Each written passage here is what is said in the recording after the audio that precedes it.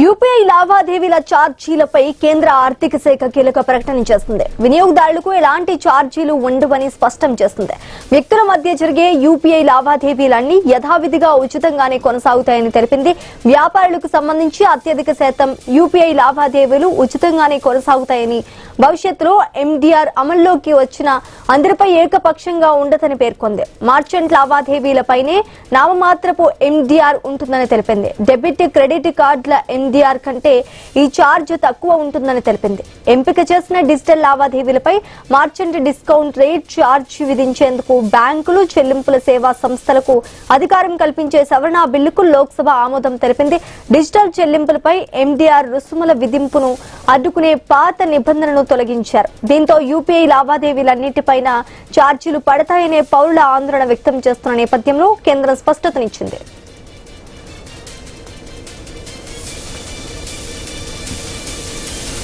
UPI లావాదేవీల ఛార్జీలపై కేంద్ర ఆర్థిక శాఖ కీలక ప్రకటన చేస్తుంది.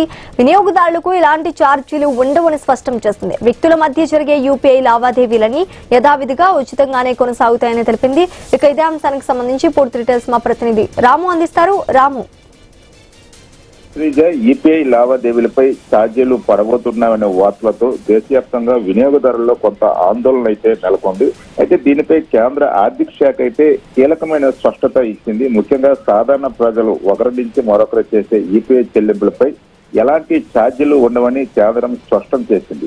అంటే మనం phone pay, Google pay, Paytm లేదా ఇతర యూపీఐ యాప్ల ద్వారా కుటుంబ సభ్యులు, స్నేహితులకు డబ్బులు పంపినా, వ్యక్తిగతంగా ఒకరి బ్యాంకు ఖాతా నుంచి మరొక బ్యాంక్ ఖాతాకి యూపీఐ ద్వారా చెల్లింపు చేసిన ప్రస్తుతం ఉన్నట్టుగానే ఉచితంగా కొనసాగుతుందని చెప్పింది. అయితే ఇక్కడ మరో ముఖ్యమైన అంశం ఏంటంటే లోక్సభ తాజాగా ఎంపిక చేసిన డిజిటల్ లావాదేవీలపై అంటే ఎండీఆర్ ఛార్జీలు విధించేందుకు బ్యాంకులు, పేమెంట్ సర్వీస్ ప్రొవైడర్లకు అవకాశం కల్పించే సవరణ బిల్లుకు కూడా ఆమోదం తెలిపింది. అయితే దీంతో ఇకపై యూపీఐ ద్వారా చేసే ప్రతి లావాదేవీపై కూడా ఛార్జీ పడుతుందా అనే అనుమానాలు కూడా ప్రజల్లో వచ్చాయి. అయితే కేంద్ర ఆర్థిక శాఖ దీనిపై ఒక స్పష్టత ఇచ్చింది. ప్రతి యూపీఐ లావాదేవీపై కూడా ఛార్జీలు విధించబోమని కేంద్రం స్పష్టం చేసింది. ముఖ్యంగా పర్సన్ టు పర్సన్ లావాదేవీపై ఉచితంగా కొనసాగుతుంది. ఇక వ్యాపారం చేసే మర్చెంట్ ట్రాన్సాక్షన్స్ వస్తే అత్యధిక శాతం యూపీఐ లావాదేవీలు కూడా ఉచితంగా కొనసాగుతామని కేంద్రం చెబుతుంది.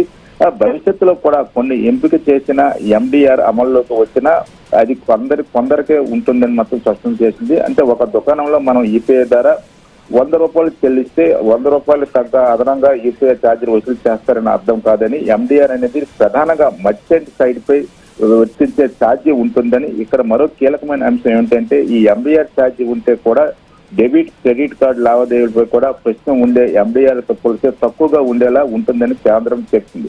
ఇప్పటి వరకు కూడా డిజిటల్ చెల్లింపులపై ఎండీఆర్ విధించడాన్ని నిరోధించిన నిబంధనలు ఉన్నాయని, ఇప్పుడు ఆ నిబంధనలు మార్పులు చేస్తూ ఎంపిక చేసిన డిజిటల్ లావాదేవీలపై కూడా ఎండీఆర్ విధించే అవకాశం కల్పించే సవరణ తీసుకొచ్చారు. దీంతో యూపీఐని ఉపయోగించే కోట్లాది మంది వినియోగదారులు ఇక నుంచి యూపీఐ కూడా ఛార్జీలు పడతామని ఆందోళన అయితే మొదలైంది. కానీ కేంద్రం ఇచ్చిన తాజా వివరణ ప్రకారం సాధారణ వ్యక్తి నుంచి యూపీఐ చెల్లింపు ఛార్జీలు లేవని, అత్యధిక శాతం మర్చెంట్ యూపీఐ ట్రాన్సాక్షన్లు కూడా ఉచితంగా సాగుతావని చెప్పడం అయితే జరిగింది. Sreeja, right, thanks for the update Ramu.